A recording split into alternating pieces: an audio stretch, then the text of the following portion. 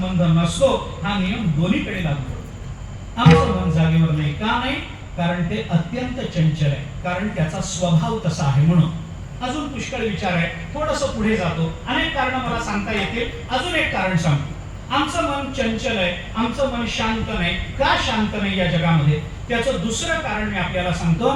जगतामध्ये असणारं विषयाचं वैविध्य हे आमच्या मनाच्या चंचलतेचं दुसरं कारण आहे.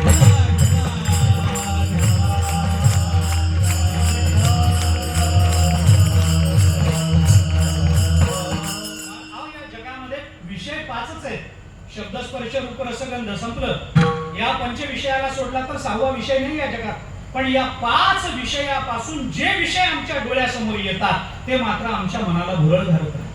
मग हे करू का ते करू का ते करू का ते करू, चंचलत्व सुरू झालं. मी लांबवणार नाही म्हणून मला अजूनही थोडंसं पुढे बोलायचं आहे. विचार करा, माणसाचं मन चंचल कधी होतं? मी उदाहरण सांगतो आपल्याला. जाऊ द्या, उदाहरणातून जाऊ आपण. सोपं करत जाऊ. अवघड बोलण्यात तात्पर्य नाही, सोपं बोलतो मी आपल्या. एखादा मित्र आहे, बऱ्याच वर्षानं आपल्याला रस्त्यावर भेटला. चांगला मित्र, शाळेचा, एका बाकावर बसणारा, जीवश्य कंठस्थ मित्र. एक डबा आपण दोघांनी खाल्लेला, एका खोलीत राहिलो, पण काहीतरी तो कुठेतरी गेला, आपण कुठेतरी नोकरीच्या निमित्तानं राहिलो. अचानक एके दिवशी भर रस्त्यावर अचानक एकमेकांच्या समोर आल्यानंतर आनंद होईल की नाही? ओळख पटली, आनंद वाटला. मग आपण त्याला बघ, आता इतक्या दिवसांनी भेटलात, मी तुला सोडणार. इथं जवळ माझं घर, आज राहायचं, अजून 4-5 दिवस राहायचं. तो अरे मी काम करता आलो ऑफिसच्या, मला राहता येत नाही.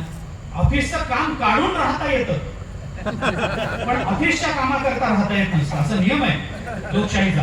तर त्यांनी सांगितलं नाही, मला नाही राहता येत बाबा, आता मला गेलं पाहिजे, उद्या सकाळी मला ऑफिस मध्ये जाऊन हे काम द्यायचंय, अमुक आहे. कळलं नाही, आता तुला सोडणार नाही. किती काही लाज आहे तुला? कुठं होतास, काय नाही, संपर्क करावा.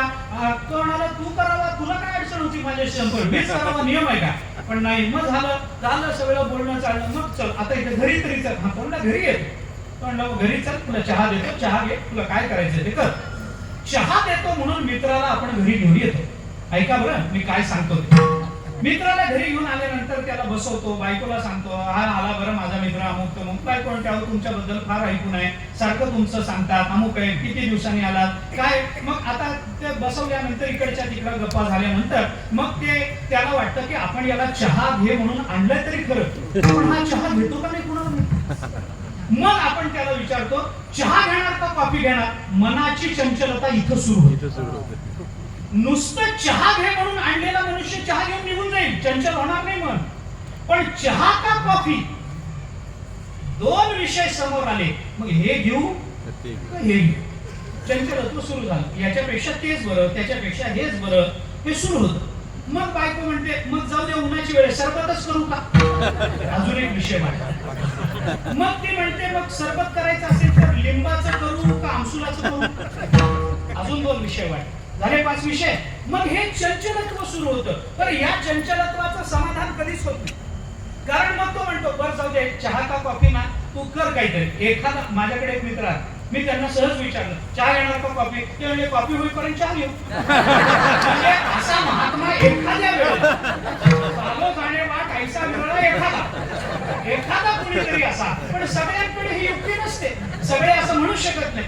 मग त्याला विचारलं, चहा का कॉफी? बरं गंमत अशी आहे, पण तो म्हणतो चला कॉफी कर.